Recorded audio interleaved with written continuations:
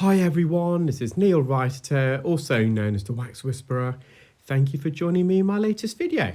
We have here a patient who attended with bilateral fully occluding earwax, and they've been suffering now for a fortnight or so, and during this time they've tried to soften and remove the wax using home olive oil, and their symptoms in fact worsened, and they visited their GP, who advised them to get their ears cleaned. Now, in the UK, many GP services, clinic surgeries are no longer offering ear care as a standard treatment. So the patient essentially had a couple of choices. They could wait between 12 and 18 months and be referred to secondary care in the NHS. So that's at the hospital, at the ENT department, where they'll can see an ENT nurse or registrar to have the wax removed, or they can go private and see someone like myself. And the patient was recommended, if they wanted to go private, to come see myself.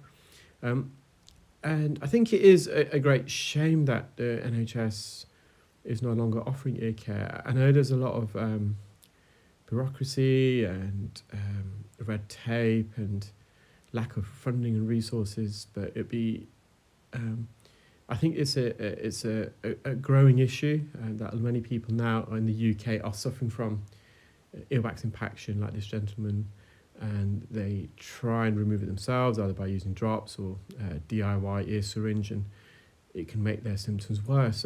Not everyone can, of course, afford to go private. Growing up, I know we weren't very wealthy at all, and I would have struggled to have gone private to have my ears cleaned.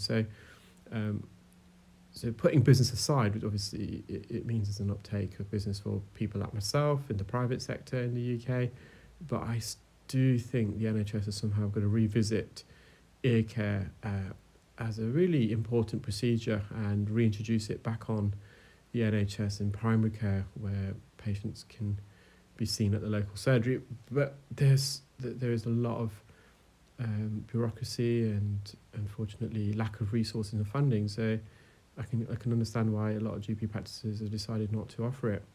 So what you'll see, we've removed this blockage. This patient has overused the olive oil, and it's just caused the ear to be very damp and wet, very greasy. It's going to dry up. The patient just needs this to naturally dry up. The eardrum, there's a lot of scar tissue on the periphery. I wouldn't say it's a textbook normal looking eardrum, but there's a bit of scar tissue there. Maybe possibly had some trauma in the past, and past ear infections. Same patient, this is their right ear.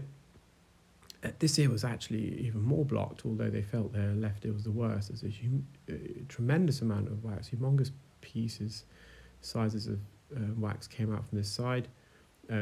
This side, the ear canal was slightly more narrower, and it was a bit of a struggle to extract the larger pieces of wax, which is more medially located towards the eardrum. As I brought it forwards towards the entrance, the wax plug was larger than the aperture of the entrance of the ear canal, so I had to use a Jobson horn and scoop it out in the end. Because they've overused the olive oil, it can make the wax really soft, and therefore it can block the suction probe, which is happening quite a lot on this side. I was contemplating to put some fresh olive oil spray in the ear just to bind it together again. Oddly enough, if you've got really mushy wax like this, that can be caused by olive oil as well as other drops like hydrogen peroxide and sodium bicarbonate. If you